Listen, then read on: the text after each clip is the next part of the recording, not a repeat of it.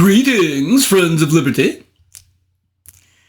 'Twas only just over a century ago, in 1688, that we English, seeing our Catholic King, James II, who ruled according to his Catholic dogma by the grace of God and not parliaments, man, seeing his repeated usurpations of constitutional guarantees, and also seeing the horrendous likelihood that his papist offspring, the pretender James III, would come to the throne, we shoot him and his God off across the channel to the Frenchies. Adieu. And we thereby granted Jacques the opportunity to dine regularly with his patron Louis XIV, who himself allowed Jacques residence at the Château de Saint-Germain. Certainly, he must have enjoyed those many dinners of snails prepared for him there. Garlic escargot, anyone? And then, after he'd made his watery departure, although we do wish in leaving that he hadn't spitefully dumped the Great Seal into the Thames, we immediately set about rectifying the damage he had done. First, by replacing that lost seal, and then secondly, by restoring to our Constitution its full panoply of powers. And how, specifically, did we achieve this constitutional restoration? Primarily by the 1689 Bill of Rights. In this, Parliament decreed, firstly, that a king suspending the laws of the land, as James had done with the Test Acts, is obviously unconstitutional. Secondly, that raising taxes without Parliament's assent, as James had also done, is unconstitutional. Thirdly, that maintaining a standing army without the assent of Parliament, again, as James in his wilful way had done to intimidate his political opponents, is unconstitutional. Fourthly, that disarming Protestants while arming Catholics was an outrageous constitutional affront and provocation. Fifthly, by demanding an extraordinarily high bail for release from prison. And finally, sixthly, by preventing parliaments from meeting regularly.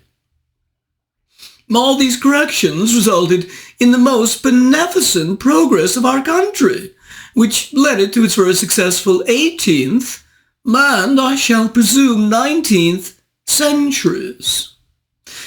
Now, if we turn to the issue of the restoration of violated constitutions, in your own 21st century in the United States of America, we have, under review today, the sublime scholarship of the brilliant Randy Barnett. In his Restoring the Lost Constitution, the Presumption of Liberty, Georgetown and Harvard Law professor Barnett describes in detail the many ways in which the United States Supreme Court, with its individual justices betraying their two oaths of office, have time and again failed to follow obvious constitutional meaning, thereby making their own constitution. Yes, this collection of lawless men, redefining the words of the Constitution, have enormously damaged the nature and ability of the United States to reach its civilizational potential. No group of 9 politicians outside the damage wrought by various presidents have historically harmed the United States more. A very typical modern instance was the cowardly ruling of Chief Justice John Roberts and 4 others in 2012 in allowing the legal farce of Obamacare to become law of the land, seriously damaging the American healthcare system. Barnett begins addressing the challenge of restoring the Constitution by explaining his own constitutional odyssey, which began when, after law school, he rediscovered the 9th Amendment.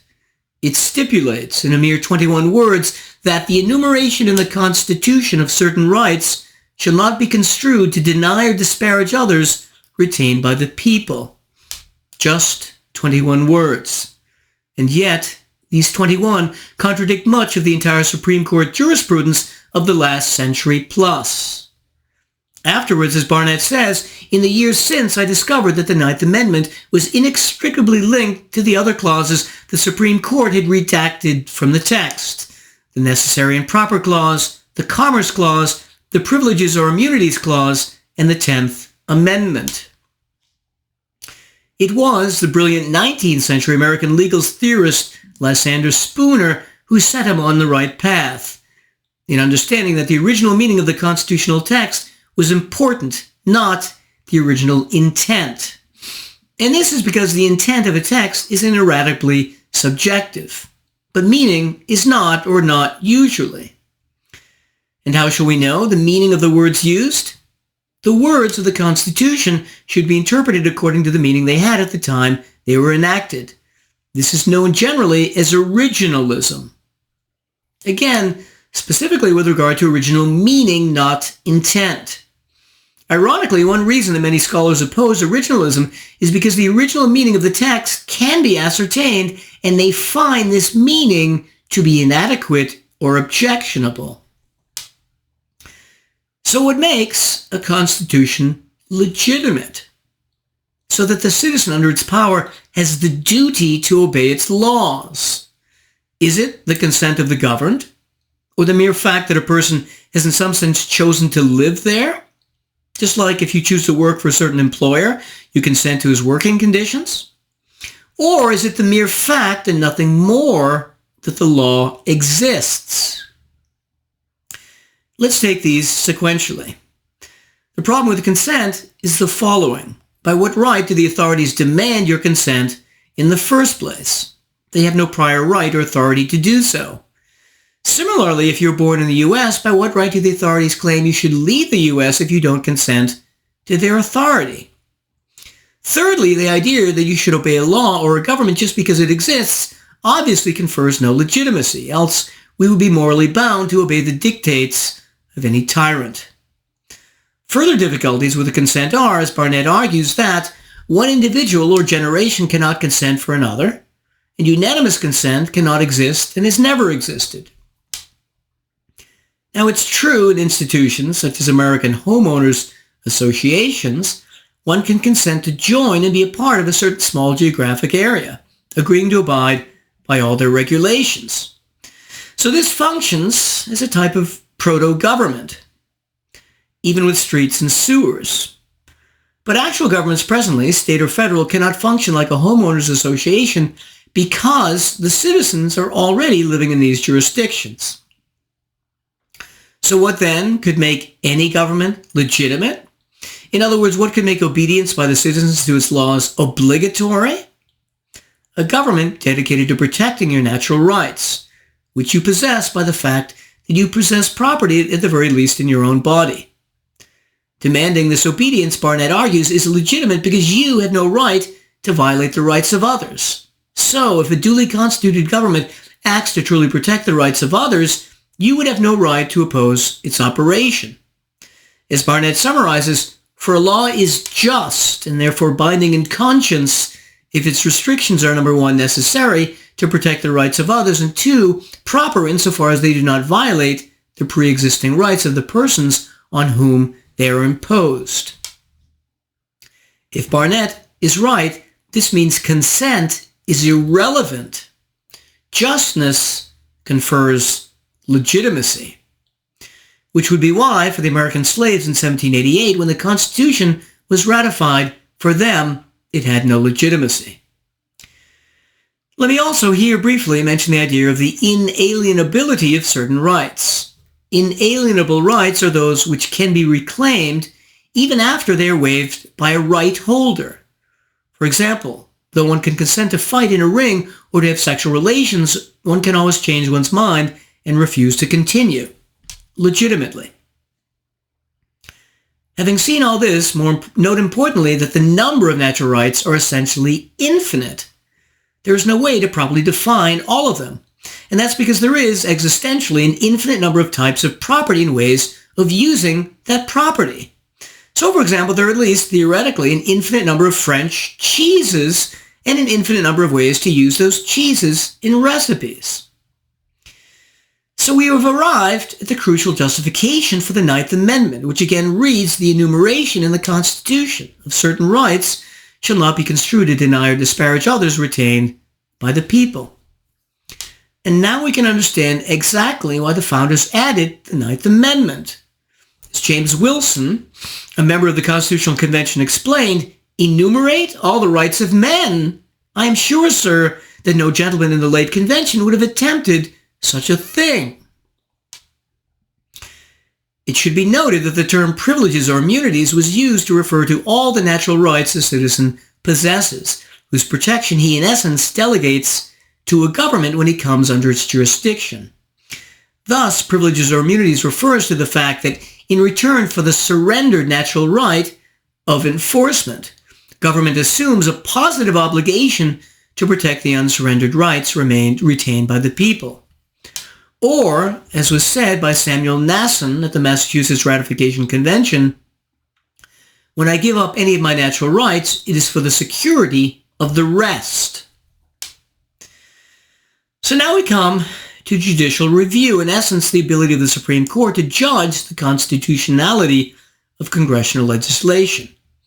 Is this power directly enumerated in the Constitution? No, Article 3 only says the judicial power of the United States shall be vested in one Supreme Court, and in such courts as Congress may from time to time ordain and establish. The reality is that some delegates to the Constitutional Convention expressed their belief that the Supreme Court would or should have this power. Jefferson apparently explicitly affirmed this power, whereas Hamilton only wrote in implicit agreement. Nonetheless, this power would be consistent with the presumption of liberty, that Congress, being merely the servant of the people, must have its legislation reviewed for potential rights violations. A key clause describing the purpose of judicial review is implied in the necessary and proper clause of Article 1, which states, "The Congress shall have power to make all laws which shall be necessary and proper for carrying into execution the foregoing powers and all powers vested in the government." This implies, however, that any law which is not necessary and proper is unconstitutional. So how should the Supreme Court determine whether a law is both necessary and proper? The essential point and criterion is A, whether the execution of the law, the means used, will violate the natural rights of the people, which would be improper, and B, whether its existence, its purpose, is necessary for protecting these rights. Importantly, a law which is only convenient towards achieving a desired congressional end, but not strictly necessary, is unconstitutional. The next serious question of constitutional legitimacy is the degree to which the Constitution protects the individual as a federal citizen, a member of the United States, from rights violations committed by the individual states using their so-called police powers. This is a complicated issue. First, what are the police powers? Generally, the powers exercised by cities or states to maintain public order, safety, and at times, morals. In a nutshell, before and even after the Civil War, the Supreme Court often completely deferred to the state's use of the police power in allowing them to violate the rights of their citizens. Examples would be the Southern censorship of abolitionist reading materials, the failure to protect black Second Amendment rights, to protect them from lynch mobs, or to enforce their contracts. The question then arises, what happens if the exercise of these powers violates the natural rights of the citizens, which are protected or should be by any legitimate government? For this purpose, the 14th Amendment was passed in 1868. It mandated that the Supreme Court could judicially review potential rights-violating state and municipal laws, for the first time protecting these rights federally. As Barnett says, it was specifically intended to subject state legislation to federal scrutiny to determine whether it violated the privileges or immunities of citizenship or whether it deprived any person of life, liberty, or property without due process of law. Given the way that Southern states had and continued to violate the rights of blacks, this amendment was regarded as utterly necessary. The problem, however, became that despite this amendment, in the landmark 1873 Slaughterhouse case, the Supreme Court, in a 5-4 decision, allowed New Orleans to create a municipal monopoly of slaughterhouses, violating the rights of any other citizens to start their own. The city did this under the pretense of regulating public health. Thus, the Supreme Court, agreeing with the city, simply ignored the 14th Amendment's clear meaning, claiming that depriving New Orleans of their monopoly power would radically change the whole theory of the relations of the state and federal governments to each other and to the people. But, as one dissenting justice pointed out, by the Constitution as it stood before the war, ample protection was given against oppression by the Union, but little was given against wrong and oppression by the states. That want was intended to be supplied by this amendment. Subsequently, with the rise of the philosophy of progressivism at the turn of the 20th century and beyond, the Supreme Court was increasingly tempted to simply allow Congress to do whatever it wanted, refusing to use judicial review to scrutinize the constitutionality of their legislation. Let the mob rule. It's the voice of the people, don't you know? But there was only one problem. The Constitution wasn't written by progressives. Some of the more famous progressive justices on the court, loved by liberals to this day, were A. Oliver Wendell Holmes and B. Louis Brandeis. Holmes, for his part, was noted for his dissent in the case of Lochner v. New York, decided in 1905. Here, the state of New York made a bunch of useless regulations on the bakery of Joseph Lochner, again, like Slaughterhouse, under the pretense of protecting public health. These regulations stipulated a maximum number of working hours per week, which damaged his ability to compete with other, larger bakeries. Although the court decided this case correctly against the state of New York, Holmes famously dissented, saying, "The 14th Amendment does not enact Mr. Herbert Spencer's social statics." Herbert Spencer being a famous English classical liberal philosopher.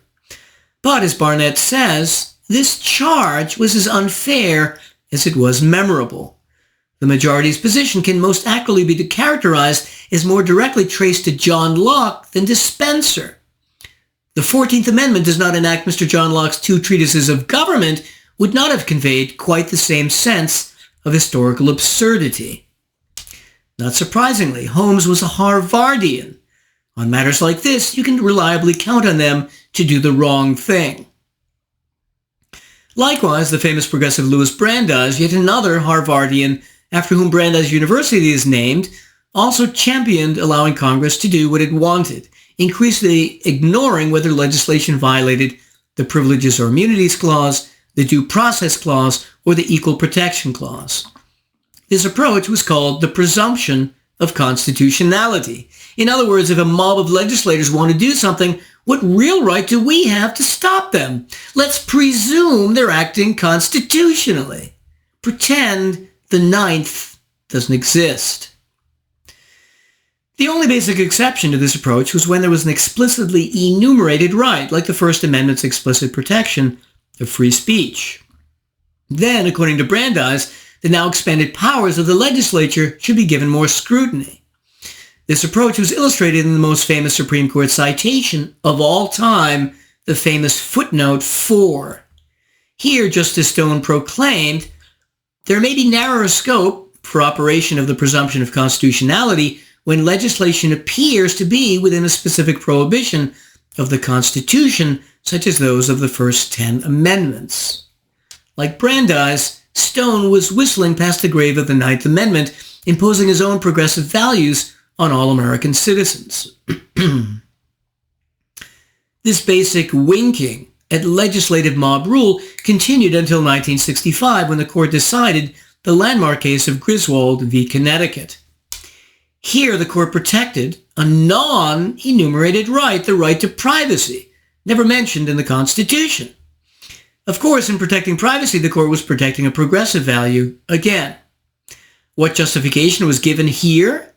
The right to privacy was allegedly protected not by the Ninth Amendment, but by the penumbras formed by emanations from the specific guarantees in the Bill of Rights.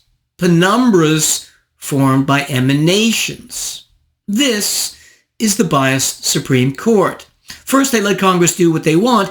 Then they do what they want in only selectively protecting some rights. Let's conclude by examining one especially egregious habitual misinterpretation of the Commerce Clause. It states that the United States Congress shall have power to regulate commerce with foreign nations and among the several states and with the Indian tribes. The word commerce in the late 18th century overwhelmingly meant trade, either domestic or international, not business or manufacturing activity. So, for example, in 1787, the Pennsylvania Gazette defined commerce as the exports as well as the imports of a country. This meaning is entirely consistent with its constitutional usage. In addition, the word regulate never meant to outright prohibit something, as in the phrase, a well-regulated militia. But how have the Supremes interpreted the Commerce Clause? They've A, deliberately misunderstood regulate to mean prohibit, and B, they've misused the words among the states in regulating commerce among the states to give legislatures the power to regulate all possible business activity, like agriculture, finance, and manufacturing. So, for example, in the famous 1942 case of Wickard v. Filburn, the Supreme Court found that Congress had the power to regulate the production and consumption of wheat grown by a farmer and used to feed his own livestock and family because such activity in the aggregate affects the national wheat market.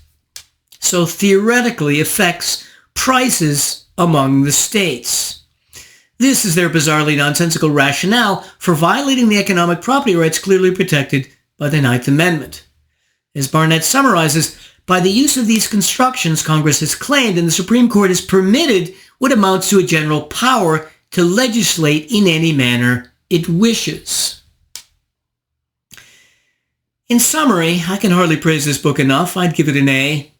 It and Barnett's many books, in general, are perfectly devised to help clearly explain America's constitutional theory and history, and also to provide the perfect stepping stone to mastering sometimes even more challenging authors like Richard Epstein. Happy for my part, that the harms of the constitutional violations of the Supreme Court for over a century are being increasingly exposed for the willful and illegitimate judicial rationalizations they are, and hopeful that America's Constitution can one day be restored by the efforts of Professor Barnett and others to its full glory. I bid you well, and remain the Scarlet Pimpernel.